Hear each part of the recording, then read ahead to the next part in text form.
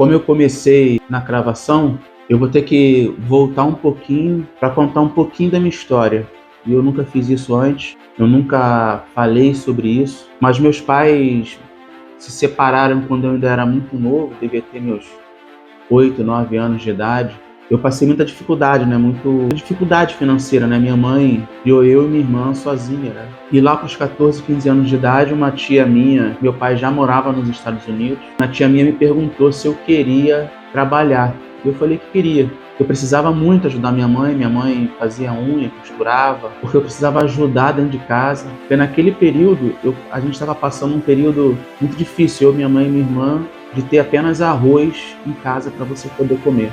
Eu tinha um tio, meu tio Geraldo, ele trabalhava na cozinha de um hospital público e às vezes ele ia lá em casa, levava algumas coisas, né? Eu lembro que ele levava banana, umas maçãs, umas frutas, embrulhada naqueles guardanapos de papéis, né? Papel. Às vezes ele pegava um bife ou outro que sobrava, embrulhava no guardanapo com o maior carinho para levar lá para casa. A gente estava à base de arroz há algum tempo, né? Mas graças a Deus, em fome a gente nunca passou, passamos muito aperto. Quando eu falei para essa minha tia que eu queria, ela disse, ó, vai em tal lugar, procura tal pessoa, tal dia, e eu fui. Era aqui na Rio Branco, aqui no centro da cidade, no Rio Branco, eu não tinha ideia do que era para fazer.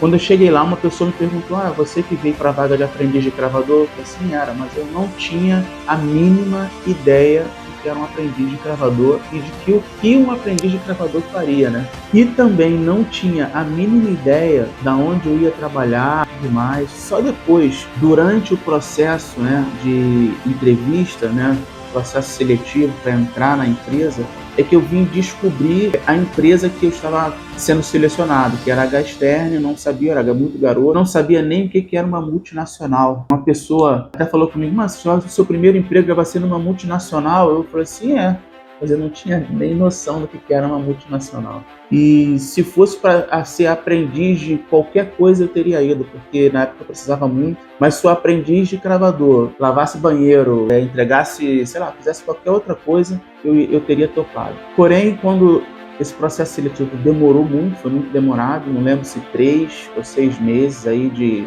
desse processo, né, de seleção, foi um processo longo. Quando eu fui aprovado e eu entrei dentro de uma oficina, eu nunca tinha visto ouro na minha vida. Eu não sabia o que era um brilhante, não tinha ideia do que eram essas coisas.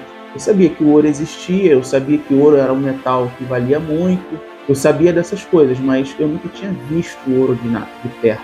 E quando eu sentei na banca para começar a aprender lá na Gasterne, o aprendiz ele não pega no ouro, ele pega numa chapa de cobre, da mesma forma que eu me ensino aqui na escolinha do mestre. A gente corta umas chapas de cobre e vai trabalhando corte, sem fazer furo inicialmente, sem mexer com pedras, sem nada disso, né? Depois de 1 ano cortando apenas chapa, a gente começou a pegar alguns trabalhos e descravar as pedras para poder reaproveitar o ouro, né? Foi a primeira vez então que eu peguei no ouro e quando eu peguei uma joia pela primeira vez, eu entendi qual que era o meu trabalho. E aí aquilo ali me deslumbrou e eu fiquei apaixonado na hora. Foi amor à primeira vista. E a primeira vez que eu peguei uma joia na mão, que eu vi uma pedra cravada, eu falei assim, caramba, porque eu vi na joia o que eu treinava no cobre, né, na chapa, né? Então, quando eu vi aquele resultado na joia, com uma joia polida, com uma pedra bonita, eu falei assim, caramba, então é isso aqui que eu vou fazer.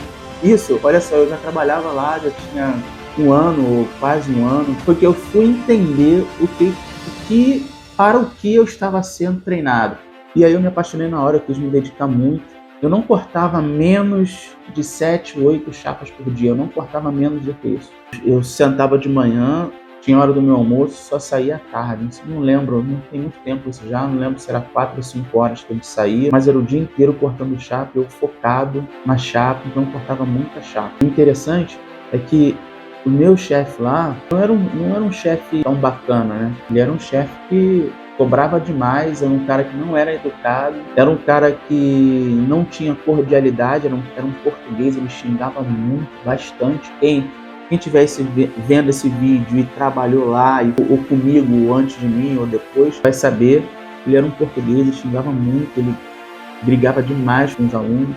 Então foi um período de aprendizado difícil, longo, porém, existe um ditado que diz que não se forma marinheiro em mar calmo. E apesar de todas as situações que eu ouvi, o nome dele era Lima, nasceu Lima. Apesar de tudo que eu ouvi daquele homem, hoje eu sou grato àquele homem, pela liderança que eu tive, a minha primeira liderança, meu primeiro mentor, né, na gravação, aquela empresa, né, porque essa profissão, ela transformou minha vida. E foi dessa forma que eu entrei na gravação.